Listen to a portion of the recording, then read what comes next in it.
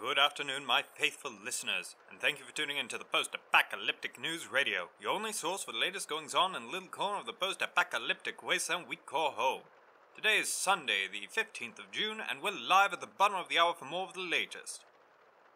First, however, please allow me to introduce a representative from the occupying forces of the MCR, one Miss Katarina Koala. Say hello, Miss Katarina. Good evening, ladies and gentlemen. I'll be joining the broadcast to ensure you're delivered a more balanced view of events. Indeed, that is the official statement from the MCR as to why she's here. Miss Koala, perhaps you could deliver today's weather. It's mandatory, and I have little patience for it. On this day, I've received a report from the RWWI for our local area. You've received a report from where? According to the RWWI, we can expect prolonged rains here in the Calisius province, with uncertainty to the duration. Light flooding will happen in the low-lying areas of the province. Wind speeds tonight are 44 kilometers per hour. Temperatures will range between 23 degrees Celsius and 26 degrees Celsius. Humidity levels will be at 15%. This concludes the weather report.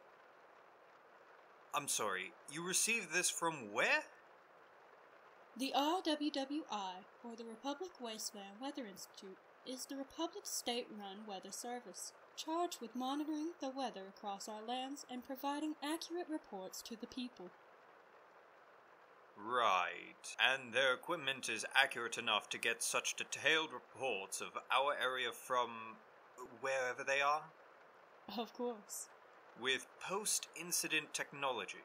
I fail to see the purpose of your line of questioning. Have we no news to deliver to your faithful listeners? Right. Well, with that, we're moving on. It's time for our daily siege report. The MCR invaded and took control of our wasteland not long ago, but the studio's defense is held. Now, a bitter standoff between your home for music and news and a society of brutes. Mr. Gaius has... If I may, your opening to this segment is inaccurate. Is it now? Yes. The state did not invade the region. Rather, it liberated it from the violence that once plagued the land and people. The Republic was kind enough to then allow this region a place in the Republic as a province. The studio is under the protection of the brave men outside, not under siege.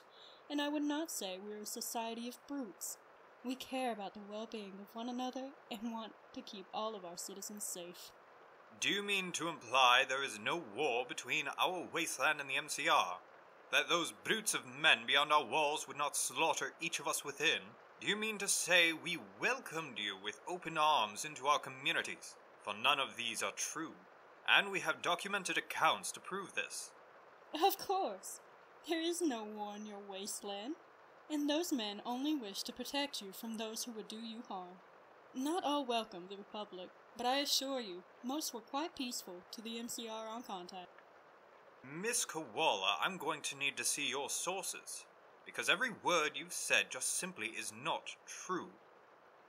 Everything I've said is the official story from the Republic. I'm afraid your Republic lies, miss. We'll take a short break. Stay tuned. We'll be back after the break. Are you tired?